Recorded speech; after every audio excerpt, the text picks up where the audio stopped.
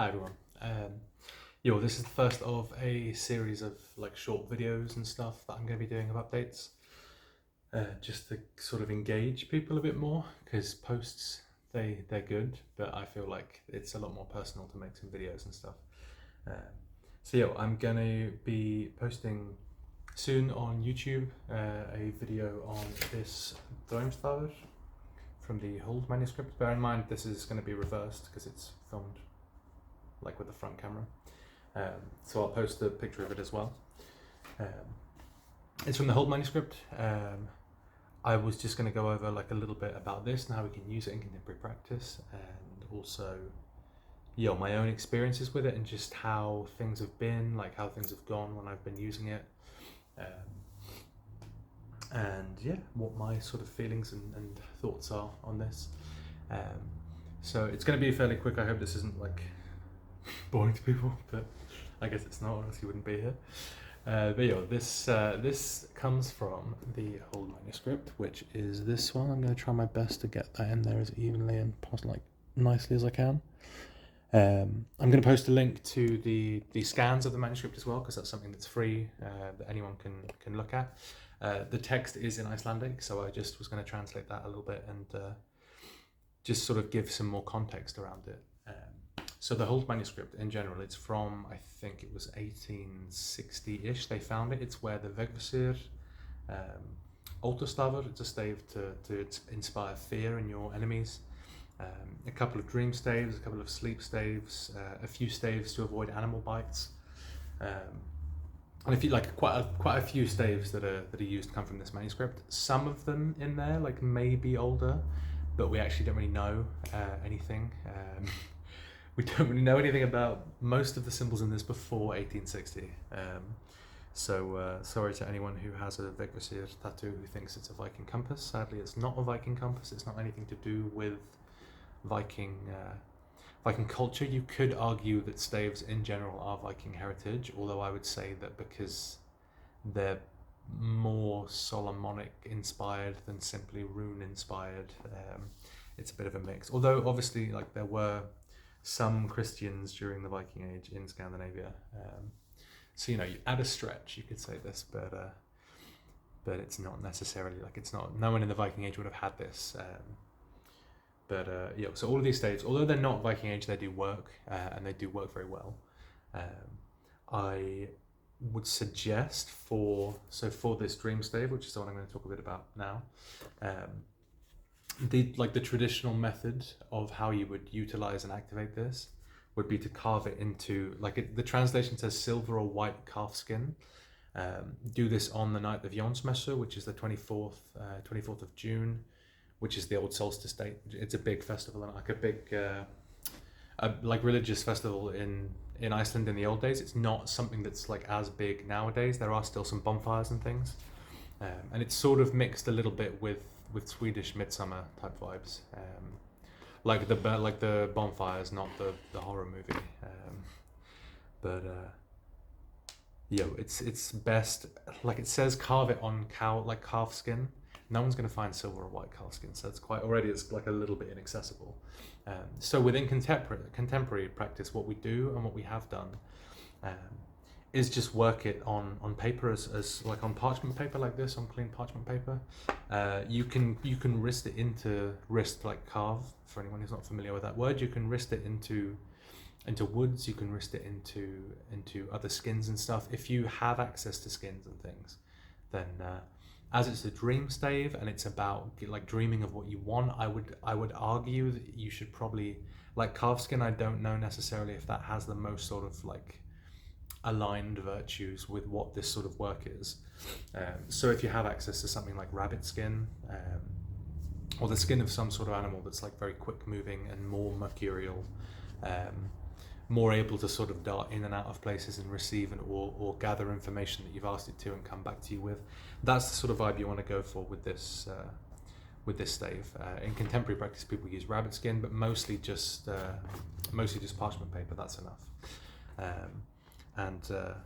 I would say like follow the instructions in that you carve it or draw it out on Jónsmessunótt, so on the night of the 24th of June. And if you wanted to work like, you can use parchment, you can use skin, but if you wanted to work wood into this, I would suggest maybe working with birch wood. Silver birch in particular is good because then you have like the silver aspect. If you want to work with metal, some silver metal, so steel, I think is a good cheap alternative. If you have some actual silver you want to try this with, that's great, because you want the sort of, as it's dream work, it's lunar as well, so you want some sort of crossover of lunar and mercurial virtues, so using silver is a great idea. I think that's probably the easiest and best ways to go about like the materials. On the night of Jónsmessu, this is like a big night in Iceland and lots of stuff happens, so within contemporary practice and folklore, not so much nowadays. But at least for my group, it's a big night. Like we'll all go and forage and we'll go and gather like certain stones, certain herbs. There's certain workings like Utisetta as well that you should perform on this night. There's basically a whole list of things to do on this night, and I'll make a video like next year leading up to Jónsmessu on like things you can do on this night within Icelandic practice that is like the most ideal time to do these things. So on this night of the 24th, like if you can wait, great. If not, just use the full moon for the best, like for the most lunar virtue. On a Monday, even better if that aligns. If not, then maybe Wednesday in the hour of the moon, or Monday in the hour of Mercury, or something like that sort of mixes these two things. Write it out on parchment paper, and then the instructions just say when you have the talisman and you've made it, you can just sleep on it. Because that's not specific enough for me, what I would say is to hold it in your hands and just speak over this thing and say like, okay, I want you to do this, or here's what I'm dreaming of, like here's what I want you to show me in my dreams, basically. Because the whole point of working this stave is to receive information and to receive like knowledge and answers for the things that you're asking. I very much recommend working like lunar and mercurial herbs alongside this. So yarrow is a great idea. It's super common. It's very lunar. Mugwort is also a really good idea. If you have access to eyebright, that's a good herb to work with this too, because it has these virtues of revealing and answering and things like this. So to collect all of these things, put them together, maybe burn them before you go to sleep. Or put them in a little charm bag, and then actually draw the symbol on the charm bag, or fold the parchment, like fold this up into a small little square and put that in the charm bag full of these herbs. Speak over it, make this thing within a lunar or mercurial combo of hours, ideally.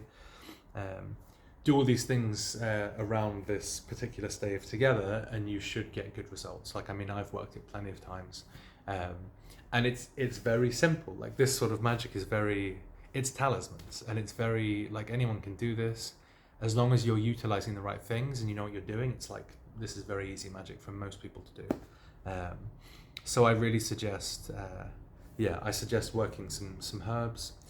If you want to sort of set the mood for this sort of, because it's oneironmancy, it's dream divination is what this stave does, and what it facilitates. And so if you want to sort of set the mood for that a bit more, you could work some incense for like some specific oneiromancy incense.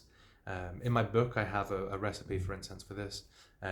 Mostly, I would say burn, if you have access to these herbs in the wild and you can go and pick them and dry them, and like grind them even better, then I suggest working with meadowsweet and blueberry.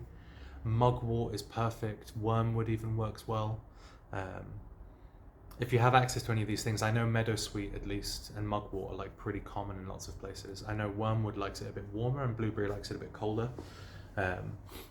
But if you can gather all these things together, that's great. If you want to work some sort of, like maybe if you have access to bearberry, the leaf of bearberry is very good for protection. It's sortuling in Icelandic, for those in Iceland. And yarrow, like I said, in the bag, also burning it as an incense for facilitating divination is a really good idea. Working some oil of mugwort, or oil of like an ointment of mugwort and yarrow, or like mugwort, yarrow and wormwood would be a really good combo for this. And you could even go so far as to make this ointment and then draw the stave out on your skin with this ointment, while you also have the parchment or paper talisman in a little bag with some other herbs, or even with some of the same herbs that you didn't put into the ointment. If you keep like a small portion in a little bag.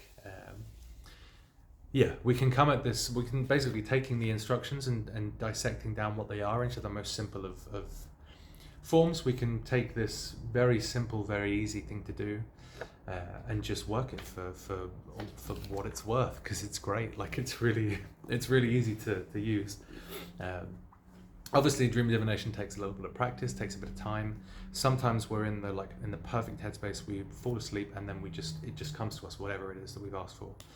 Sometimes it's a bit more symbolic, and maybe sometimes it'll feel as though you failed, and then you think back to your dream and you sort of work out the symbolism of what it meant. Obviously, dreams are incredibly hard to interpret, and that's a thing that people have struggled with for thousands of years. So don't get like upset or stressed if you can't do it the first time.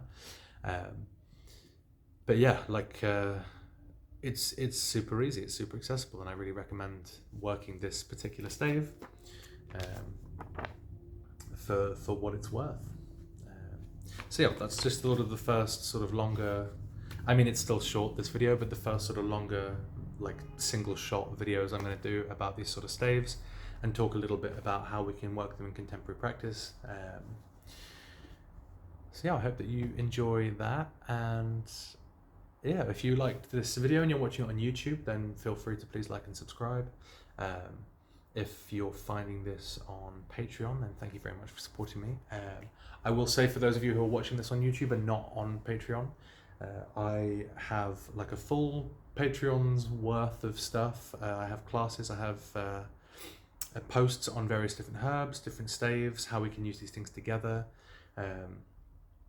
I'm keeping people updated on all the things I'm doing. Instagram is great, but it's not useful enough of a platform for me to get this sort of stuff across easily. And it takes time, and it also takes people being in the right sort of mindset and not just aimlessly scrolling. So I recommend for people who are interested in this to check out my Patreon if you want. I have a 7-day free trial thing active on Patreon, at least at the moment. That might change if you're watching this video later, but for now it seems to be working well. Yeah, like I post videos, I post classes, I post pictures, and just keep people updated on like what I have, like a herb of the month of the herb I'm working with this month. At the moment, while I'm filming this, it's just the end of August, so I'm going to start working with wormwood next month and do like a whole month's worth of work with wormwood. I've been doing quite a bit of work with Solomon's seal this month, so all of that information will be up on Patreon. And yeah, join the little herb club that I'm trying to start, because it's going to be fun to sort of have it be interactive and have people like hear people's experiences with these herbs too and talk about them. So yeah, if you want to learn about various staves, workings, all sorts of Icelandic magic and things for various stuff, as well as some Sussex things, also some Swedish things, then please feel free to like and subscribe and check out my Patreon. But yeah, thank you very much for watching, and have a nice day.